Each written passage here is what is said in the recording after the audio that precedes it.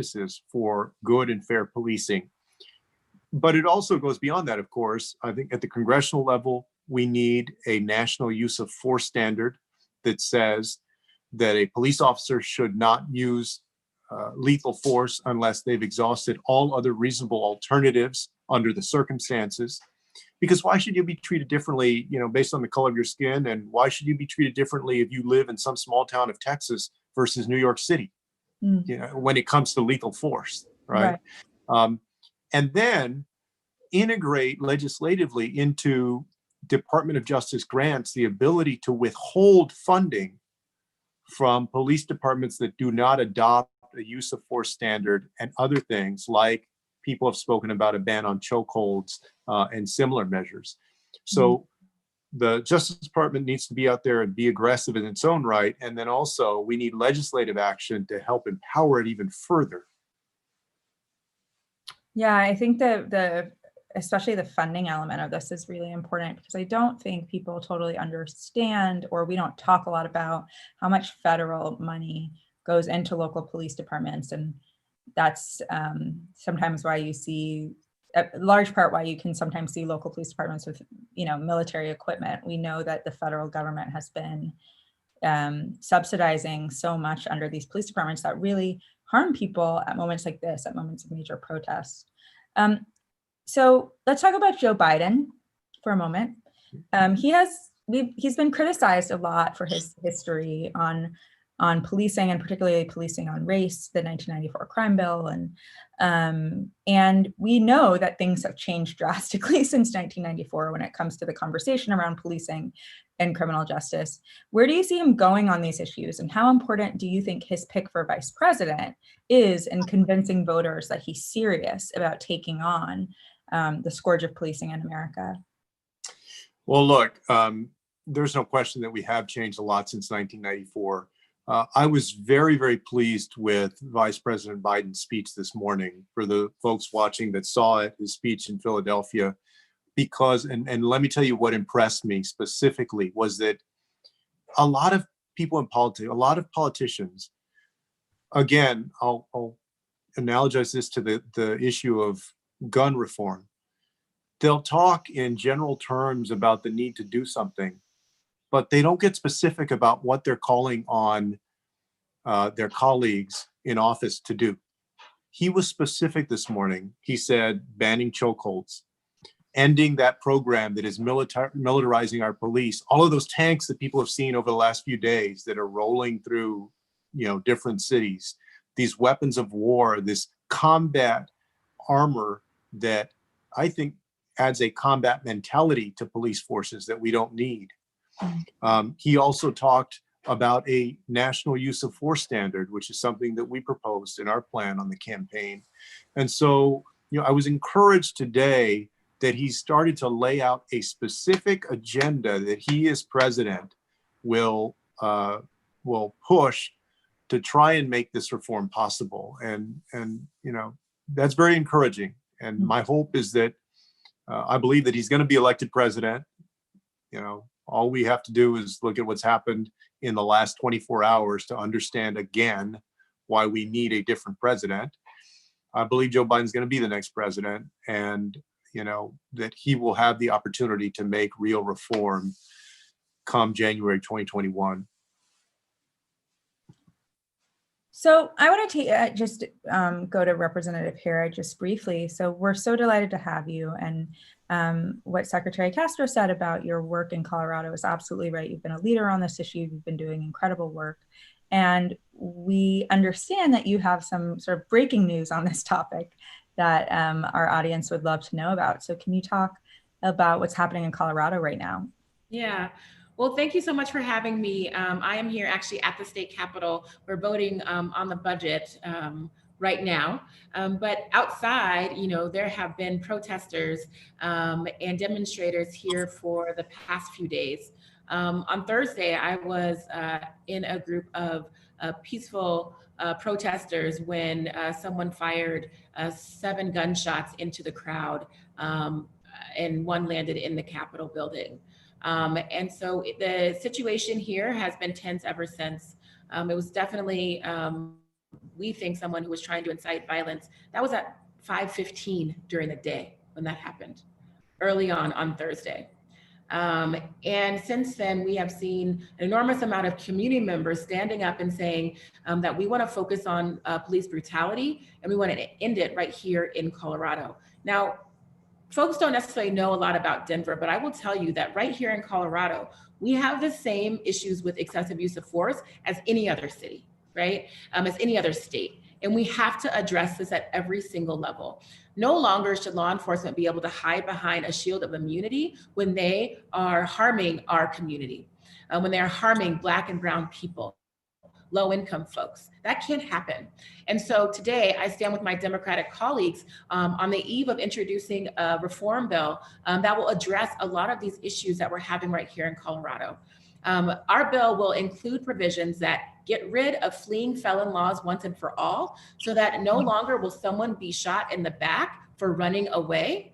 If an officer is not in imminent danger, they should not be able to use lethal force and get away with it. We'll also be looking at the duty to intervene, ensuring that other law enforcement officers actually have a duty to intervene when they see something wrong and a duty to report. We're talking about shared responsibility here. You know, people love to talk about how there are some good law enforcement officers out there, and I believe there are lots of them. But if you don't actually report and you don't intervene, you're not one of them.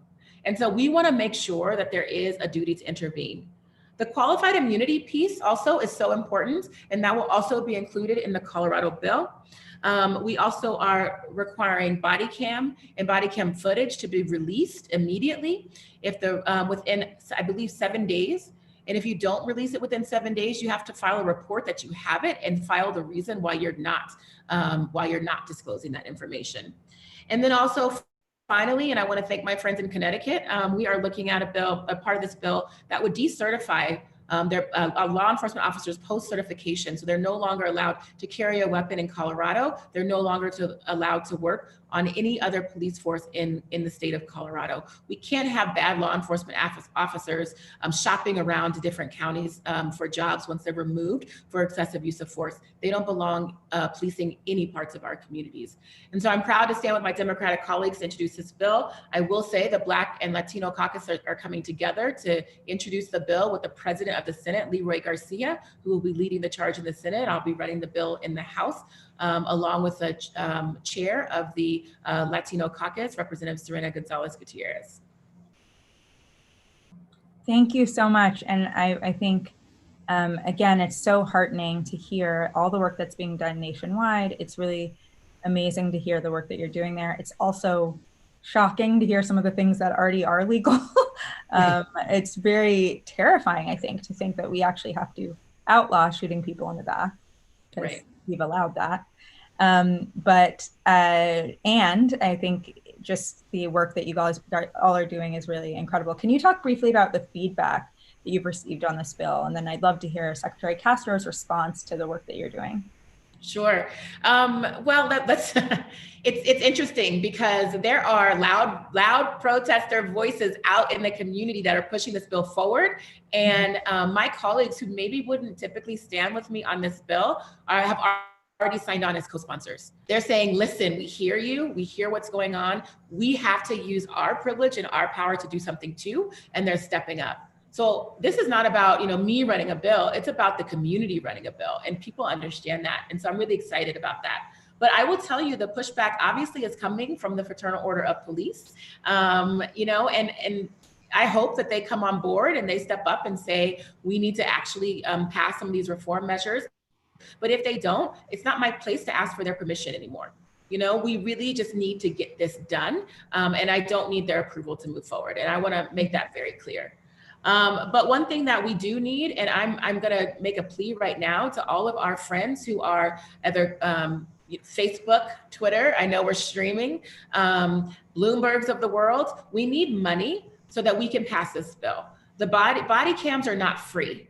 The feds, body cams are not free. We need funding so that we can make sure that we have that on every single officer that interacts with the public, period. We have counties in Colorado that don't have it and can't afford it. We have COVID happening right now and our budget is being slashed. So we need folks who say they want to do something to support our communities and support in this moment to actually put their money where their mouth is and fund this bill.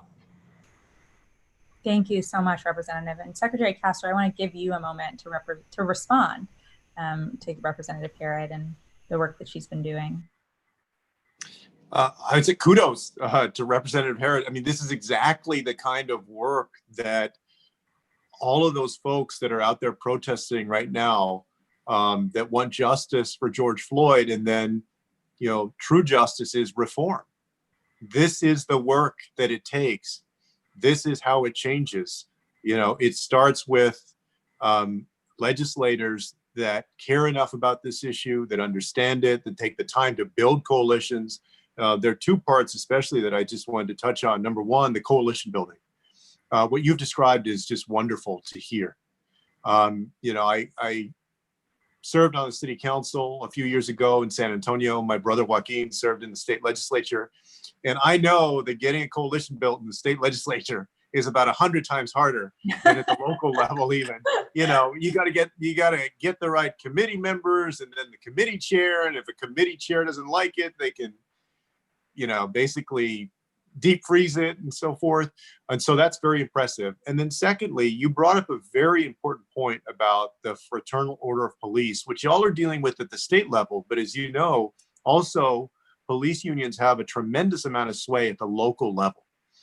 And my point to the folks watching is, look, and President Obama said this yesterday, if you care about this issue, right, please make sure that when you're vetting the candidate that you're going to vote for city council or for state representative, assembly, whatever it is, make this an issue that you hold their feet to the fire on beforehand. Ask them about it, make them put together a platform. Because if you do that, and that, you know, they're on the good side, then they become representatives like Representative Herod that actually do something about it and get something done. If not, what happens right now, and I'll just be honest, you know, even a lot of our friendly Democratic colleagues, this is not an issue that, you know, they'll have it on paper somewhere, and maybe they'll nod in agreement to some of it, but far too many at the local level, especially where a lot of the action is, you know, it's not a priority. It hasn't been a priority.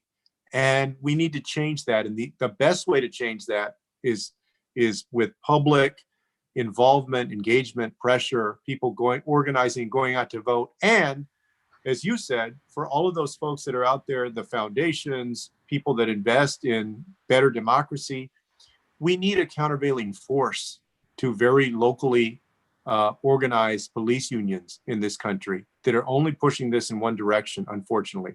My hope is, as you say, that we can build a coalition with them. That would be the best. But if not, then you need to be able to make your vision and the agenda come true. And you need those resources and people pushing to be organized. So I hope that those foundations and others are looking at how they're going to make investments at the state level and the local level in groups that can do that and be that countervailing force. Absolutely.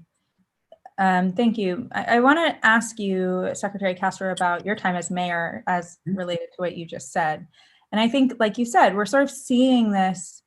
A lot of this is happening in cities run by Democrats, right? A lot of this is happening in cities and places where what we think as a somewhat partisan issue, we are seeing left and right that a lot of Democratic leaders, especially on the local level, are not meeting the challenge necessary to handle police violence and police brutality. So can you talk about when you were mayor of San Antonio and what more mayors across the country you think should be doing to try to help stop police killings of unarmed Black people? And I think related to that, I mean, stop police killings in general. I don't want to over focus on the unarmed part of this because we have a Second Amendment in this country that a lot of people also really value. And so you see something like Philando Castile, which happened a few years ago also in Minneapolis, you understand that the question isn't just being unarmed or armed, but whether you're a danger. And I think it'd be good for people to understand what maybe some of the obstacles are that they don't see. I think you mentioned one is the police unions, but I'd love to hear what you think about it as someone who has real life experience as, you know, doing this job. So I became mayor in the summer of 2009, and the year before I became mayor in 2008, San